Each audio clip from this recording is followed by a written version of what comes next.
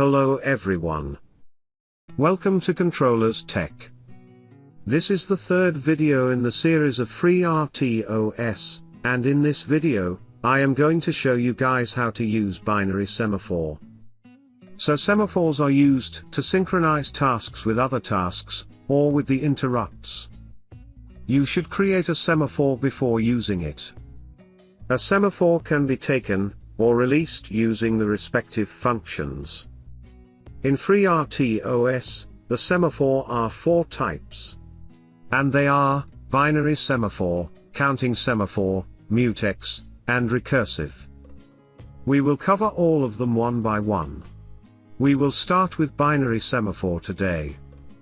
I will try to explain the concept of binary semaphore in the simplest possible way. Imagine there are 3 people in a group discussion. They want to talk about their opinion on some topic. If we will allow all of them to speak, there will be some set of problems. First, we won't be able to understand anything. Second, the loudest person will always take over others' opinion. So, to avoid this, we will bring in the talking chair. The person who sits on the chair can speak. And others have to just wait for their turn. Think of the binary semaphore as this chair. And the 3 people as 3 tasks. If a task want to execute, it have to acquire the semaphore first. Binary semaphore simply means that either it can be 1, or 0. So either the task have the semaphore, or it doesn't. There is no third stage here. Now the very important part. Not having the chair does not mean that the people can't talk. Of course they can still speak, but we have to make this rule about the chair. Similarly, if you let a task execute without waiting for the semaphore, it will execute, considering it of higher priority. So to use the semaphore properly, we must always make the task wait for the semaphore, and once the task acquires the semaphore, it is allowed to run. If all of it sound complicated to you, don't worry, you will get this during the programming. So let's start by creating the project in STM32 Cube IDE. I am using STM32 F446RE controller. Give a name to the project and click Finish. First of all, I am enabling the external crystal. In the sys option, choose the time source other than sys-tick. I am choosing timer 1. Enable the FreeRTOS. Leave the setup as default. We don't need to change anything.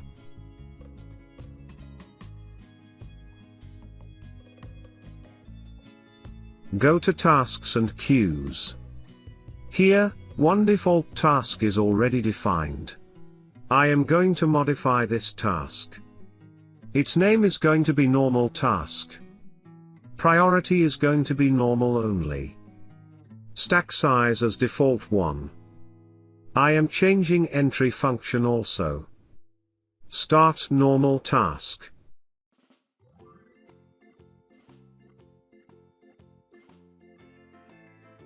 I am creating 2 more tasks. High task with priority above normal.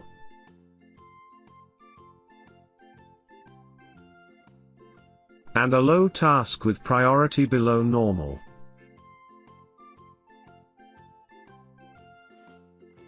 Now go to timers and semaphores. Here we are going to create a binary semaphore. Give some name to it.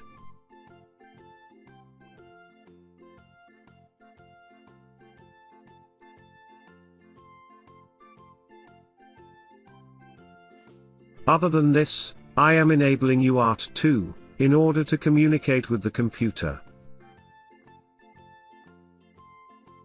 Also there is a button connected to PC13, and therefore it must be selected as input.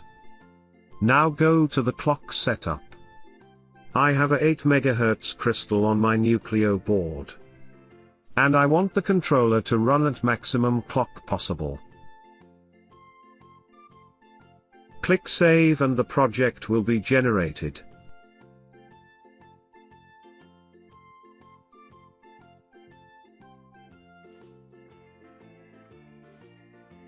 As you can see here, the handlers for all 3 tasks and the semaphore is defined. We have entry functions for the 3 tasks here.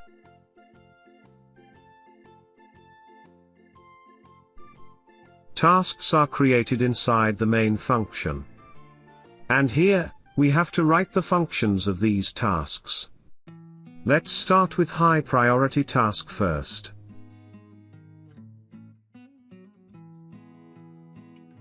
As soon as the control enters the high task, this statement will be sent to the UART.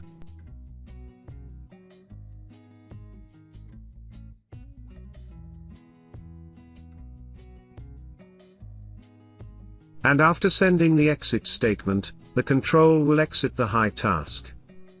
I am just trying to show the working of these tasks first, before we go to the binary semaphore. The same will happen in the medium task.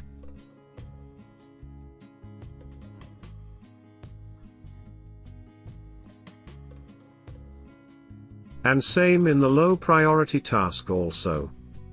I am using 500 milliseconds delay for these tasks, so each task will run once and then go to the suspended state for 500 milliseconds. Let's build the project. There are no errors, so let's debug the code. Choose STM32 application, and click OK. I am using Hercules for the serial console.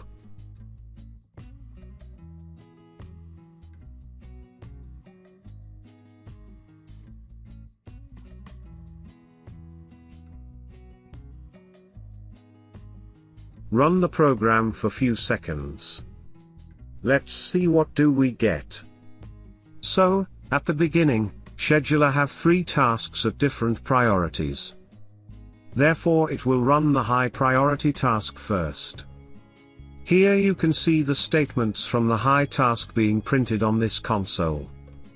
Then, the high task will go in the suspend state for 500 milliseconds, and the scheduler will run the medium priority task. Similarly, it will run the low task at the end. After 500 milliseconds, all 3 tasks will be available again. Scheduler will again run them in the same order, and this cycle will continue forever. So, the tasks are running properly.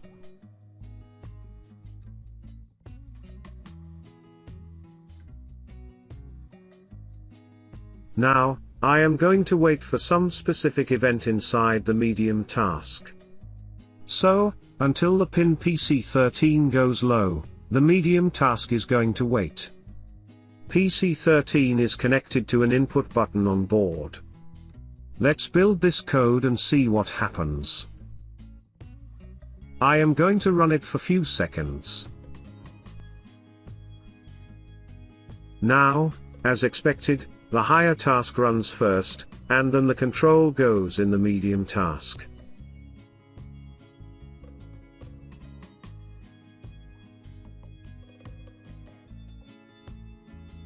Basically, this instruction has been executed, and the medium task is waiting for the button to be pressed. If I do not press the button, this instruction will never execute.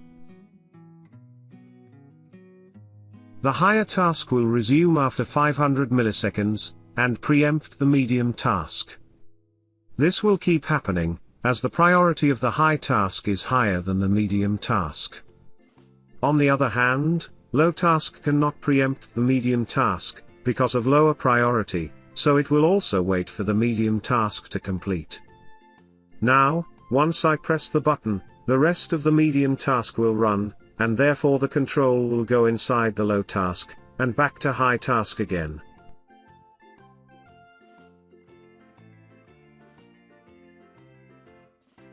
It will enter the medium task and wait for the event once again.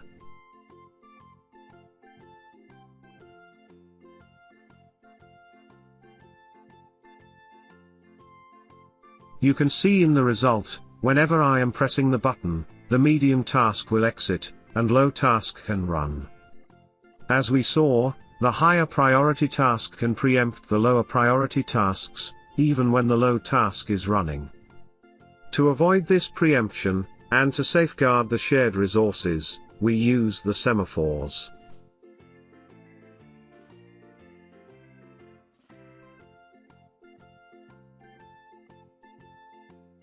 I am just going to modify this statement a little.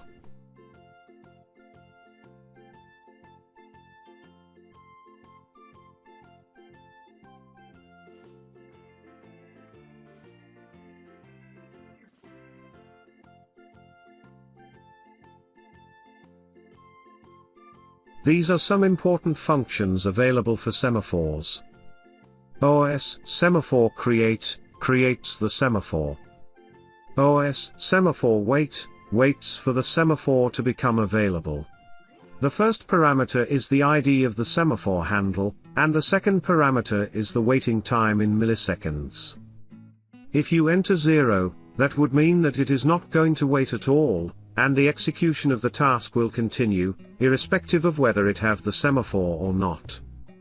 OS semaphore releases the semaphore, so that it becomes available for the other task. As the semaphore was already created, when we set up the project at the beginning, I will just start by acquiring the semaphore. We have to wait for the semaphore to become available. And we are going to wait forever. If the semaphore would be available, this will acquire it. This statement would ensure that the semaphore has been acquired.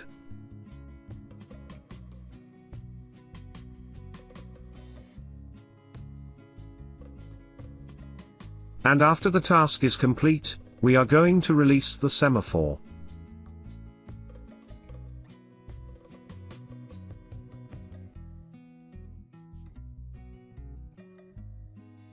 I am going to write the same rules in the high priority task, and the statements accordingly.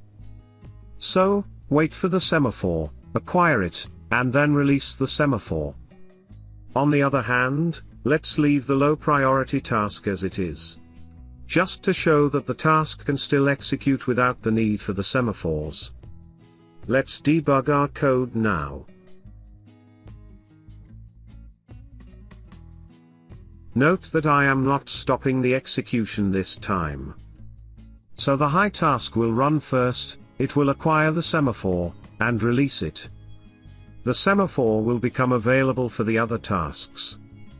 The medium task will acquire it. Now the medium task will wait for the button to be pressed. The high task will resume from suspension, and preempt the medium task. It will again try to take the semaphore. But the semaphore has been acquired by the medium task, and has not been released yet. High task can't continue without the semaphore, so it have to wait for it to become available. Now all three tasks are waiting at this point, so an idle task will be running in the background. Also note that, even the low task does not need any semaphore to run, it still can't preempt the medium task, and therefore it have to wait for the medium task to finish its execution. As soon as the button is pressed, the medium task will resume, and it will release the semaphore.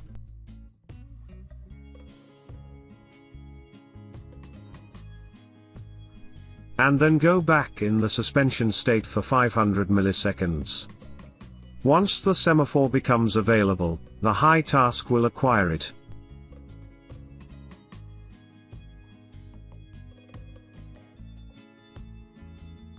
And continue its execution from the point it was stopped. After the high task is executed, the low task will run, because the medium task is still in the suspended state. Once again the loop continues from high task executing. Then the medium task acquiring the semaphore, high task trying to preempt the medium task. But it have to wait for the semaphore, to be released by the medium task. And once the key is pressed, semaphore is released, the higher task, and the lower task can run. Although the binary semaphore might seems like the perfect solutions for the task operations, it have its own shortcomings. One of those, and probably the most important one, is priority inversion. Priority inversion is pretty simple to understand. When a low priority task preempts the higher priority task, it's called priority inversion. Take this picture for example. Let's say the low task is running in some critical section, and it have acquired the semaphore. High task also needs to run in that critical sections, and it needs the semaphore to do that. It have to wait obviously, for the semaphore to be released by the low task. Now, if a medium priority task start running, it can preempt the low task. This way, now the higher priority task have to wait for both, the medium, and the low task to finish. Even the priority of the high task is highest, it have to wait for the medium task to finish. This scenario is called priority inversion. I will show it in the working state. Let's take the contents of the medium task, and replace them with the low task.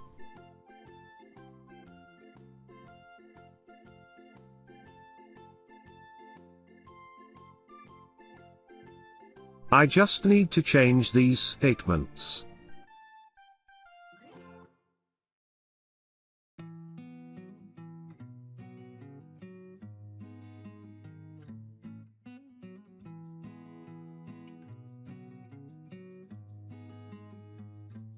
Let's build the code, and debug it.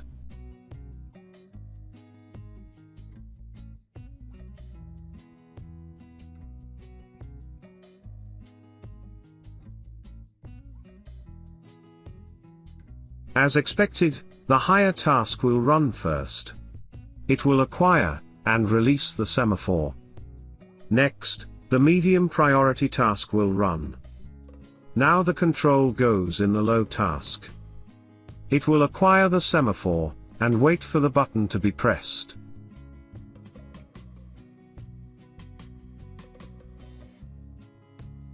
Let's call it the critical section. By this time, the higher task will resume, and preempt the low task. As the semaphore is still acquired by the low task, high task have to wait for it. The medium task will resume, and preempt the low task. The medium task does not need any semaphore to run, so it will keep executing every 500 milliseconds. Now the important point is, even if I press the button, the low task have to wait for the medium task to finish its execution. This way, high task will also have to wait for the medium task to finish, and we have a priority inversion scenario here. We will cover the methods to avoid priority inversion in the upcoming videos. Let's continue this execution. Now once the button is pressed, the low task will continue its execution. It will release the semaphore, and high task will continue from the waiting point. Now the medium task will run. Again the high task will get the control, and it will execute, acquiring and releasing semaphore. The time it took to do this is, of course, way less than 500 milliseconds.